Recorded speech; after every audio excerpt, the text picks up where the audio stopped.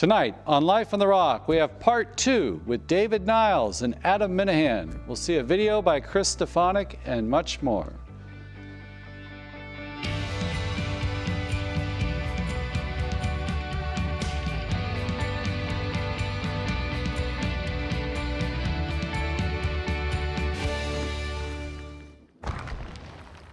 Well, welcome to Life on the Rock. Tonight, our guests are David Niles and Adam Minihan. They are from the Catholic Man Show. This is the second part of a two-parter show we did with them. And tonight, they continue the conversation with Brother John, largely about virtue and the importance in a Christian life. Yeah, we kind of go through a little bit of the cardinal virtues, especially fortitude. That's a big one because it does really characterize, I think, the male gene, that we are called to live, especially in imitation to Christ, to live a very just the life of fortitude. So we're now going to a video with Chris Stefanik. Oh, what horrible news. Ew, that really happened? It's gross. Oh, sorry, guys, I didn't see you there. You ever notice your brain gets sucked in sometimes to really negative passing news? It's called clickbait. I'm going to talk to you about why it's so important to avoid letting that overcome your brain and how to break free.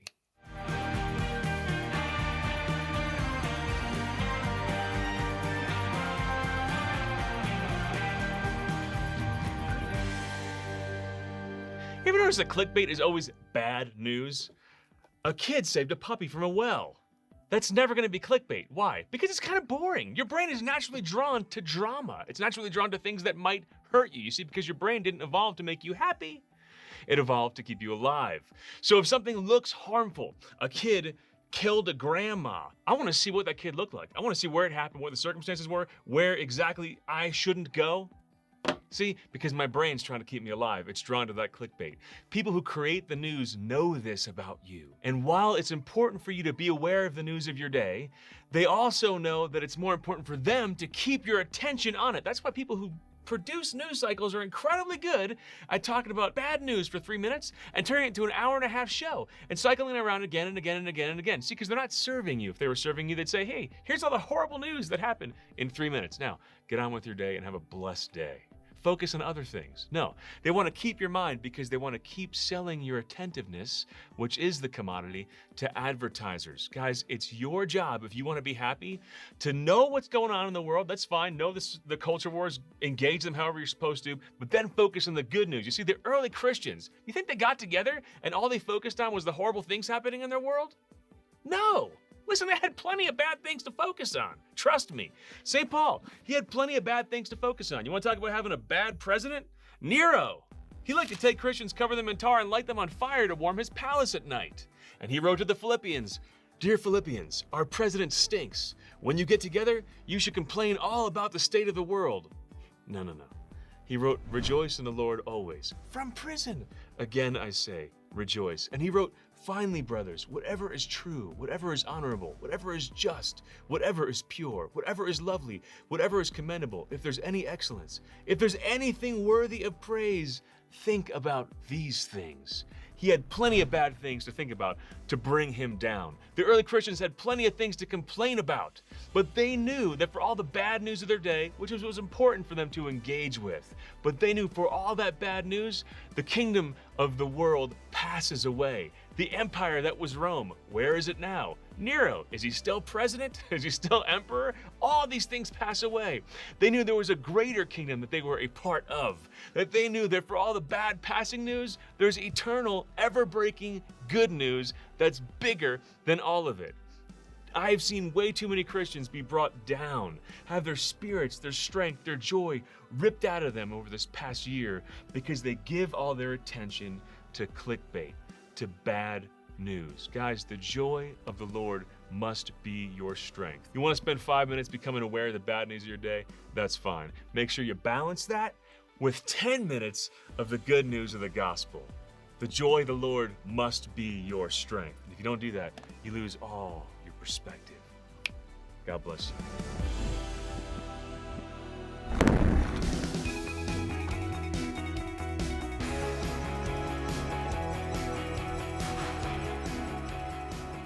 Well, Adam and David, welcome back to Life on the Rock. And just to continue with the Catholic Man Show, the manly show, we'll get kind of back to talking about some of the virtues of what it means to be a Catholic man today in society. And I kind of wanted to throw out the importance of fortitude. Can you talk a little bit about fortitude in the Catholic man?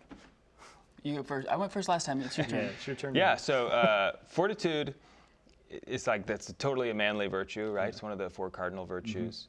It's something that gets at the heart of what it means to be manly, to persist in the face of difficulty or trouble or suffering. And I mean, like, when you think about the manliest men you know, like who are just real men, that's exactly what you think about. Men who, you know, no matter, they were, they went on for 20 years with the terrible pain in their back, and, you know, they never, you know, they didn't complain, but they just took it like men, Endured. you know, right, exactly, endured to the end. Well, and part of that is like what Mother Angelica used to say, right? The 11th commandment is to be bold. Yeah. You know, part of that is Aquinas talks about in Fortitude. He talks about a lot of times in the soldier aspect of it, right? Yeah. You know, and so a lot of times it doesn't mean not to be scared. It means to just act upon, even though you are scared, to do the right thing. And that's big time right now for us. We can take that into today's society, right? Because society today is pulling us away from all of the Catholic, our Catholic heritage traditions, like what we're built on, you know, Christ. And you can utilize that and say, like, listen, I know everybody's swimming this way, but I'm sticking with Christ. I'm going this way. And it's hard to do, right? 'Cause it's intimidating. You have to kind of swallow your pride and say, like, nope, this is what I'm going to do. So fortitude is definitely important. Even though it's hard. Even though it's hard. I think, even looking at Christ, especially during his passion, that he really embodied fortitude to the max. To the end. Sure. To the very end. Yeah, And that's like what longanimity, I think, is what is a sub virtue of Long fortitude. suffering, In You know, fact, and the we're- 5th sorrowful mystery, the fruit of the mystery is fortitude. Yeah. You know, and we're called to imitate that, you know, as Christ did. And it's kind of a scary thought, you know, because he endured. And I think, you know, especially today in just the society, there's a lot of attacks on the family, on fatherhood, even masculinity. You know, general, they yeah. show out, you know, something of, you know, toxic masculinity. You know, I'm sure there are definitely abuses and forms, but I think just being a leader, you know, a strong leader that's grounded in fortitude and justice and doing the right thing, you know, there's nothing toxic about that. You know, that's what we're called to do and we're called to be. Right. I kind of want to ask you, just in your observation, just what virtues do you see that are present in men today and others that are lacking that need to be kind of rediscovered? Yeah, that's a good question. I think it's easier to say which ones are lacking, just because it's easier to find faults in other people than it is necessarily to find virtues sometimes, just because of our fallen nature. But just in general, I think men lack courage. They lack, maybe it's not so much that they lack a virtue, but men don't know what it is to be, they don't even know what they're supposed to be, I think, in many cases. Largely, I think that's because men have been removed from the homes because of divorce or just broken families. And so that really does cause a void in a young man's life when he doesn't have that example and growing up. And that's a real challenge for a lot of people to overcome. I would also say temperance. I think that's a good one. Whenever when your appetites are what's driving what your decisions are made. In today's world, it's indulge, or completely abstain. Don't ever do this, which is exactly the extremes that the devil wants you to take. Right? He wants you to take you to extremes, and the virtue lies in the middle. It's the median of it. And so I think that when men let their passions and their appetites control what they do and make their decisions for them, it makes it really tough to see reality for what it is. The sin blinds us, and it's hard for us to make appropriate decisions, not only for ourselves, but for our family. I think, too, one of the things I kind of like about sports, especially football, kind of in relation to all of this, is that a lot of times your emotions, your passions, you got to learn to control all of that. And you see a lot of stupid plays, guys just do stupid things on the Right. field that you should never do. You know, that's costing them the game or sometimes, and it happens all the time. But I just remember that was something that was always kind of instilled whenever we were playing. It's like you have to learn to control. Sometimes you have to go against yourself, you know, and there is this self-denial, kind of a mortification aspect of it all. That, yeah, we want to just kind of go out there and just kind of take the world by the hand. But, you know, a lot of times you have to learn to kind of control ourselves. And I think that's a very manly virtue, is just the self-control, you know, because that's going to play out in 1,000 ways in our lives, and especially as a father or a brother or somebody working in the workplace, we need self-control. So. Right. Yeah, I mean, it's maybe the manliest thing, because that's what separates man from the animals, is this ability to, the rational characteristic of our person, that we're not controlled by our passions like the animals. Yeah. You know, we seek to control, have self-mastery over our appetites and our emotions. And when you don't have that, that's when you end up getting these ideas like toxic masculinity. You know, you have men who are not in control of themselves, who are swayed by their passions, who, and that inevitably causes harm on other people, right? So, Yeah, and I can even think about that as a father, being able to control your emotions whenever you're having to discipline your children. Yeah. Now, there's a lot of times your children do something and you're like, why would you do that? And you get upset with them, and you're almost like angry at times because your emotions are flared up. But in order to discipline, your kids, you have to be able to control that emotion for them to actually be able to understand what is right and what is wrong, and be able to talk about the virtue or like where the miss was, where they misstepped. And they're not going to if you're sitting there screaming or your head is turning red. You're all upset. You have to be able to control your emotions as a father. Well, Adam and David, we have to go to a break. Okay. But whenever we come back, we'll talk a little bit more about fatherhood in the home. Cool. Okay. Sounds good.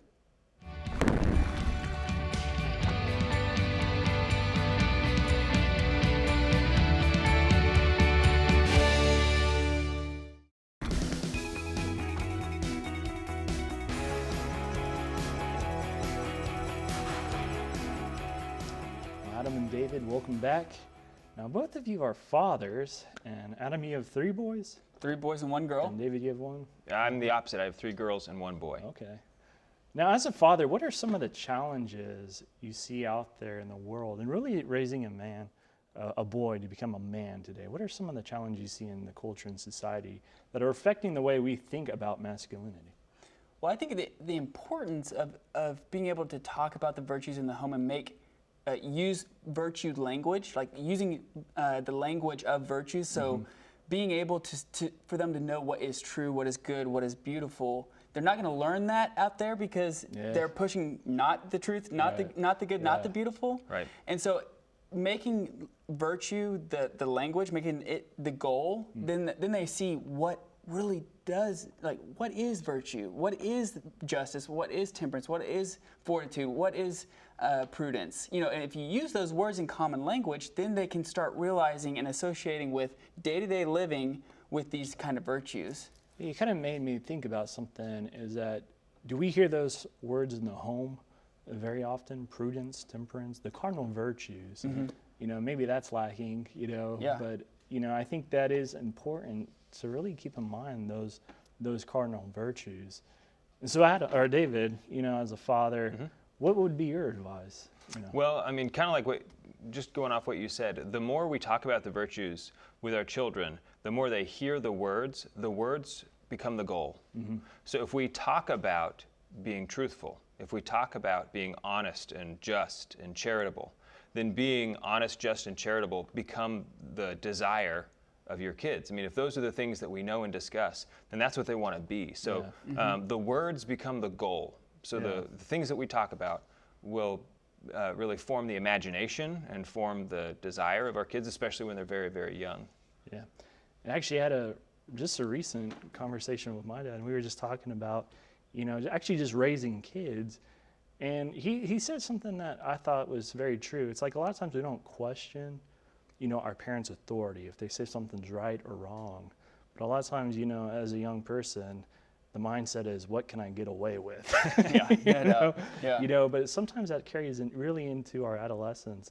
and even as an adult, and that's something you really want to steer away from. So I think, as a father or even just a mentor is something we really do need today, are male mentors, to really help kind of steer and guide us into the right direction. So I think even that influence of just a male mentor, of somebody who's living truth, of beauty, of goodness in the right way, a way that leads to Christ, is something young men need to see on a daily basis. Right.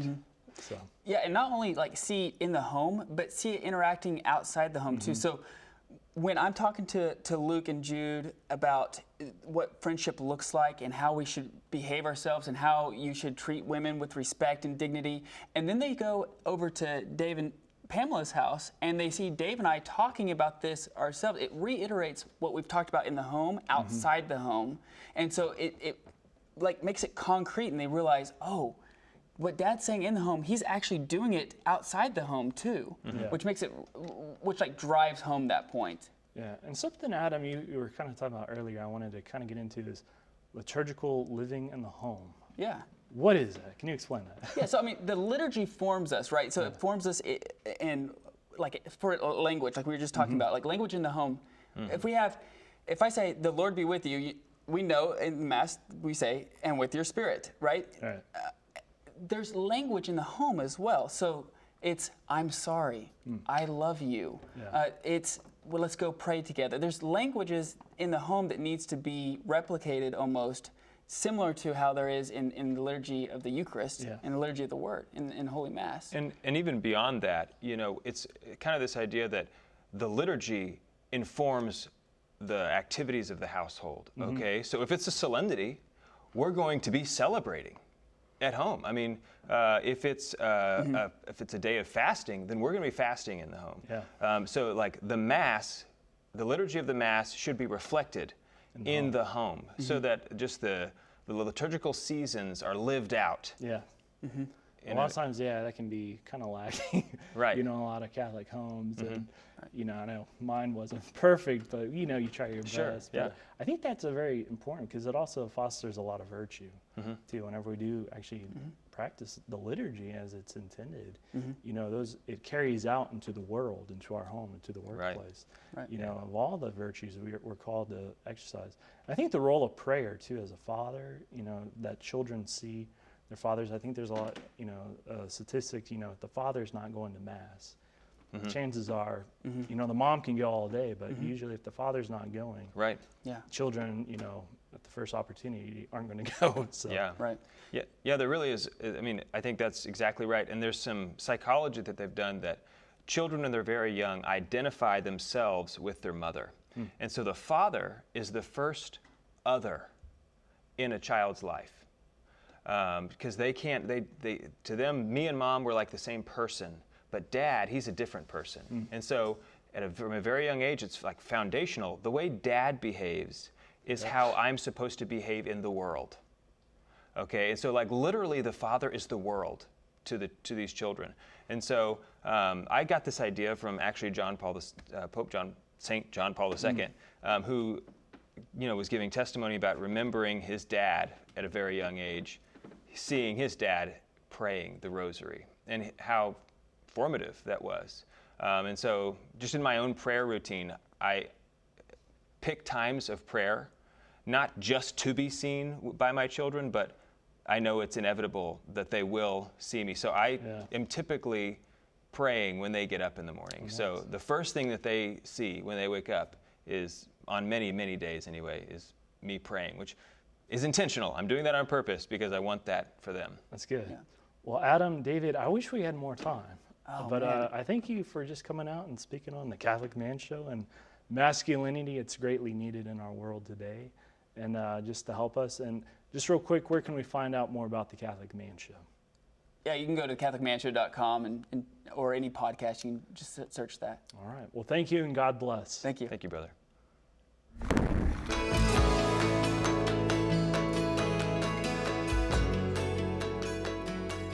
I really enjoyed that interview with David and Adam, married men, 4 kids. And I love that line he said, that the words become the goal, for his children especially.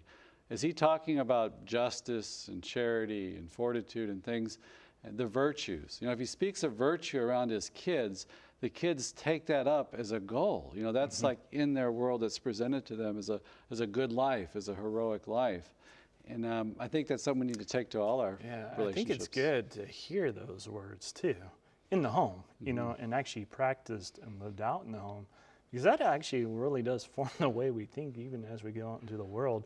That, you know, parents are really a lot of times called to show an impartiality to their kids, you know, and whenever we see kind of an injustice in the home, maybe we can get the idea, well, I can be unjust out in the world because it was never taught in the home to begin with. Yeah. And so I think, you know, cultivating the virtues is very important, you know, and we do need both the parents on both, you know, points to teach, you know, because the mother just gives an example just as the father does, you know, and they're complementary to each other. Right. But I like that point you made about how, you know, the child in the family has this natural connection with the mother, very close. You know, maybe they're breastfed and all this stuff. So there's this natural closest identity with the mother. And then the child, especially the son's, got to identify with this other guy, you know, in the room here. You can be a bear of a person. And he said the man represents even to a greater degree the outside world, outside of this kind of cocoon, this identity. So you have to approach the world, you know, and he's going to show you that path in the world especially. And it's so important in the world for all of us to be an example. So that's our challenge this week. You know, be aware that you are an example in the words that you speak, because it reveals your values, it reveals what you're focused on, what you're trying to cultivate in your life. And sometimes we have to measure our words carefully, you know, in certain And it's good places. to do a self-check, you know, just a daily kind of self-examination on where we are at with the virtues in our life. Are we living up to actually what we believe and everything? So I think that's a good reminder. Yes. So we'll send you into that vineyard with a blessing. May our Heavenly Father shine His face upon you. May He give you His peace. May Almighty God bless you, the Father and the Son and the Holy Spirit. We'll see you next week on Life on the Rock. For all that you are and all that you've done, we gather in worship, we lift our hands to